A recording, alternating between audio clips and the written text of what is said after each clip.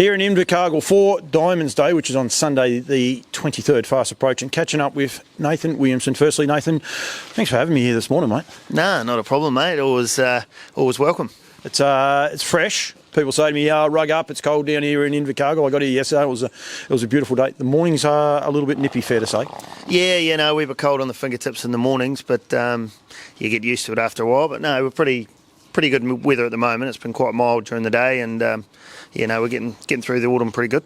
Anyone wondering, we've got Sam Wave behind us, and he's actually going to the paddock. He's feeling fresh, so the reason for the head stall, if one of us has our eyes open, it just means he's grabbed hold of us at one stage. And we'll touch on him in a minute. But just firstly, your property here, I think, what'd you say, got about 30 acres here? Yeah, 35 acres. So we're sort of two separate blocks of 115 and 120. So, these two blocks and the 20-acre blocks where I got the track on, and 15 sort of for the stable and paddock set up and that. So, it works good. How far from Invercargill? We're about halfway between Winton and Invercargill. It's probably 15 to 20 minutes to the Invercargill racecourse, and probably slightly shorter to Winton, probably 15 minutes to there. So it's situated real good, really. Are you able to access like track work there? I was actually at Invercargill, saw a bit of track work yesterday. You're able to work at both those sorts of those properties? Yeah, quite often I'll take them into Invercargill or Winton. Usually use Winton, as I say, it's a smidgen closer, and it's just straight up the road to Winton. You don't have to go through the town, but usually take them up to Winton for a run. I usually have something going up there sort of once a week, or we've got trials up there tomorrow and things like that. So usually up there quite often. Right, how many you train here, mate? Yeah, so we usually train between 25 and 30, but at the moment we're only down to about 16 or 18 at the moment. But build the numbers back up. We've got quite a few to come back after Diamonds Day. Sort of plan to have it so that quite a few come back in after Diamonds Day, and then consequently quite a few will probably go for a break as well. So probably get up to about 25, 30 maybe through the winter. Most people are going to watch this just to see if he grabs either of us. You know that, don't you? And you're a fair chance of being grabbed first. Yeah, he doesn't mind a wee nap. He doesn't want to hurt you, but he's very fresh at the moment. He's had the last week off, so he's wanting out in his paddock. There's obviously Sandwave, and anyone who hasn't seen it, I encourage people to go back and watch the New Zealand Derby last year. He ran third. He was massive, and straight after the race, I got to meet the Nude at 10 syndicate, a great bunch of guys that really enjoy it. He's the sort of horse I want to keep racing both. I want him to send him to Australia. I'll ask you that in a minute. But just a cool little racehorse, and a cool group of guys afterwards that really embrace the sort of horse that he is.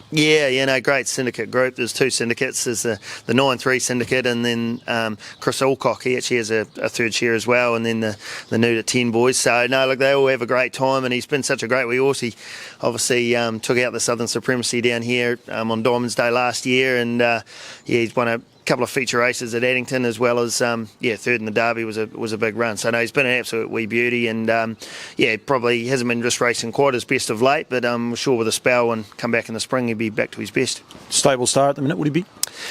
Definitely probably of the ones in at the moment. Obviously Pembroke Playboy and Hidden Talent, they're coming back into work next week, so they've probably been the stars, or the potential to do the most in the stable, but he's been the wee star at the moment, and we love the wee fella to bits. Williamson, names more commonly known in Australia, especially with the trotters. You don't mind the paces, do you? No, well, when I moved down here, I moved down and worked for Kirk Larson, who didn't have any trotters in the stable. We might have one or two, but just sort of picked things up, and obviously driven a lot of pacing winners over the time. So he was just sort of picked it up from there, and just probably a wee bit of a Williamson curse. I ended up, when I started training, people wanted to send me a lot of trotters, which was great too. But it's been lucky that I've been able to sort of get a few nice paces and win some nice races with them, and now I've sort of probably got a 50-50 split, He's making me very nervous. Don't worry about that. He's actually snuggling at the minute, but I know it'll probably get worse. What do you like now that you? Firstly, actually, before you say that, it was the shoulder blade. How long have you been here? So we've been here about 5 years. Yep. So it was bare land when we come, so we had a bit of work to do, but we've got everything sort of, still working on really setting things up. probably, as I mentioned earlier, the place is sort of the next couple of months we're going to give her a good old tidy up because, with work and everything being so busy and travel and everything, we had a lot of horses travelling up to Christchurch and things over the last few months. We've sort of been pretty busy. So, the winter sort of will get things tidied up and things looking A1 around here again. And, quite looking forward to having everything that way and looking forward to the spring again. You've got beautiful boxes here. It's an L shape. One of the things I've noticed in New Zealand, you guys get a lot of wind, so you get hedging and things along those lines. So these would be cool boxes. Like you'd get the breeze obviously for one lot one day, but then it'll change around. They're really cool boxes, aren't they? Yeah, no, they're real good. It's worked really, really good. Obviously next door, Alistair Black, he works for Ian and Lindsay Thompson, who are next door, and his training establishment's there, and they had L-shaped boxes, and they were already set up there, and it sort of made sense to put in similar L-shaped boxes, and these are probably, obviously I've got a few more, but they work really well, and as I say, it's I think it's really good. The airflow's really, really good, but yeah, they're cool in here in the summer if it gets too hot, and they're warm in the winter, so it works real nice. You got your paddocks with the hedging. Pretty much got used to that now in New Zealand. It's sort of like if you don't have hedging, what's going on, and some shelters. So you do a bit of paddock training of the horses out of the paddocks as well, by looks.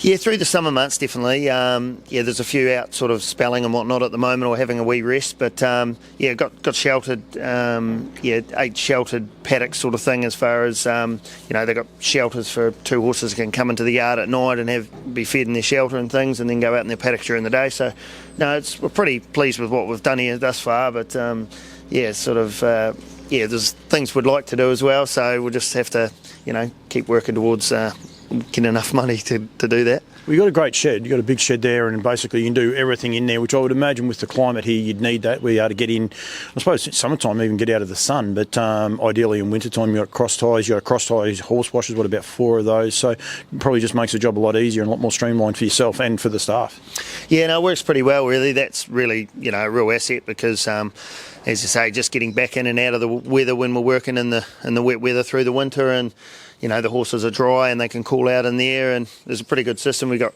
cross ties where we gear up and then move them to the wall and put the carts on and head out, and then as you say, we've got cross ties where we wash them down too. So no, it all works pretty well, and it seems like a pretty good system.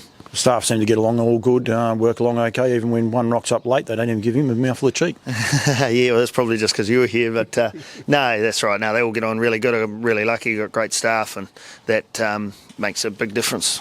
Right, racing down here, a lot of people in New Zealand say negative things all the time, and sometimes I understand it, being a person that is in the industry as well, but I think all in all we've got to be positive. I like the stuff that yourself and Brett, I suppose, put up or shut up. You guys are both now embracing the racing a little bit more. Was that like you're on the committee at Invercargill, and I think you're also on like the racing committee and that putting races on? Is that something that was always on the radar for Nathan? Well, not particularly. I've been on the Invercargill committee for the past 6 or 8 years, but it's sort of just, to be honest, there's people on that committee that do a hell of a lot more than me, so I'm really just, take part in some of the meetings, and obviously the actual race meetings I'm sort of busy tied up with driving horses or training or preparing them to race, so it's sort of can't do a lot of hands-on stuff on the day, but no, the programming committee, which is made up of Brett Gray and myself and Clark Barron and Jason Broad, along with Penny Baines and Tom Kilkelly, who sit in there.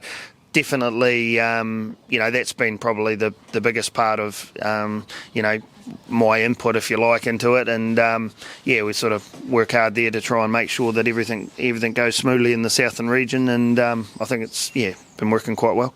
Do you enjoy it?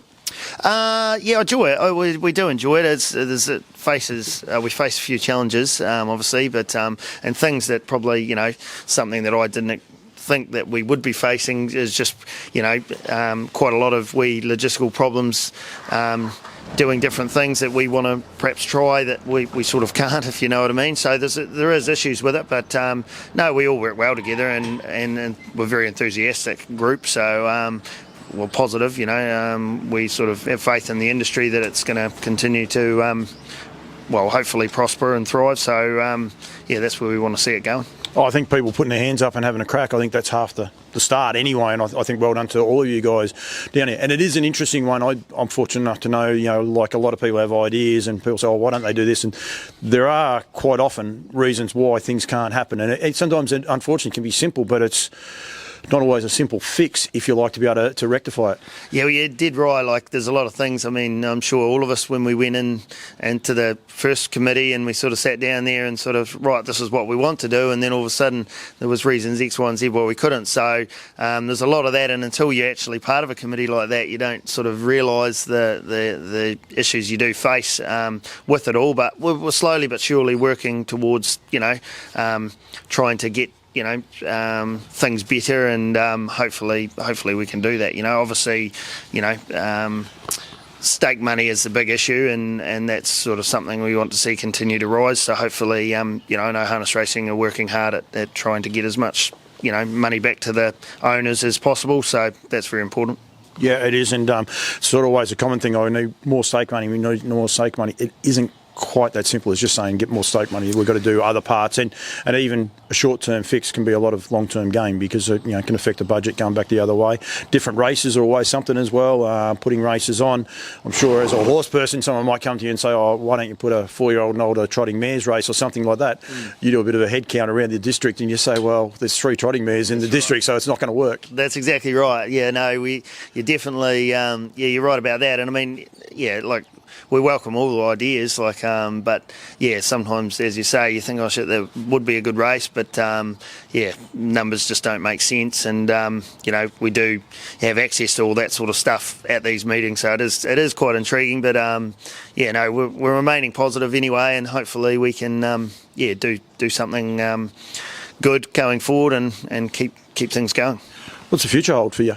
What are your plans? Like, I know you've got a extension or an improvement in the wings not far off happening very, very shortly. So, like, is it to grow bigger and bigger? Would you like to get bigger numbers wise, or would you just like to, I suppose, keep this number but make it, more horses like Sandwave? Probably that. Just keep it around the 25 horses and try and keep the quality high. I'm sort of really backing Southern Racing. I love it down here. I love the people. I think the people's the biggest thing that attracts, racing in Southland as such, as the people down here. Everyone's positive and everyone works together, and we're one big family. So really, I love Southland. I love the people. So as you say, we're looking at putting a pool in here, which is going to further the facilities we've got, and hopefully we'll can reap some benefit from that. I'm sure it can assist certain horses in different ways, so we're looking at putting one of them in, and as I say, just keeping improving and looking for that next good horse. Yeah, that's always good. You encourage people to move down here, or think about moving down here. Like I wasn't sure. I'll be honest, I wasn't sure what to expect, and I was probably expecting maybe 1 or 2 tracks. So I'm impressed. I'm going to Winton. I think you guys count out. There's about 8 or 10 trainers down there. I was at Invercargill yesterday. I think it's a similar number there. I'm wrapped with how many people there are in the district. Like it is a bit of a kept secret.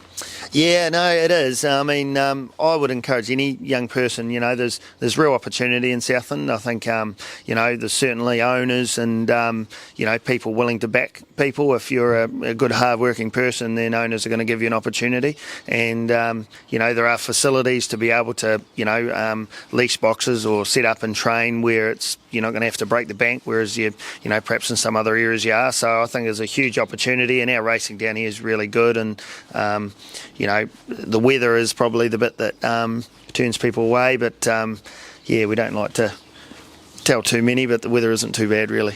You guys get used to it too. Well, look, you all have your lacquer bands around your gumboots ready to go to put the wet pants on, so that part you're fine. Diamonds Day, mate. How many runners you got? So it's smallest team I've had in Diamonds Day for a while. We just had a bit of a bug through the team, so we've only got 3 in, but let's hope they're good chances. We obviously worked 2 of them just before, and another fella there to to race on Sunday. So no, we're looking forward to it. It's always, you know, the pinnacle of our year really, and it's yeah, I'm sure you'll enjoy yourself. It's a great day. We did track work there before with one of your horses, so yeah, hopefully you get the jockeys who won.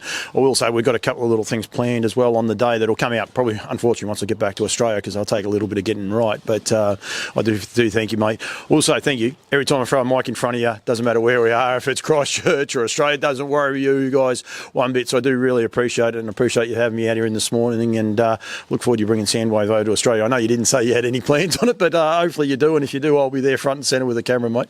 Good man. No, we look forward to it, and yeah, no, thanks for coming anyway, and we always appreciate everything you do. So cheers, mate. Thanks, Nate.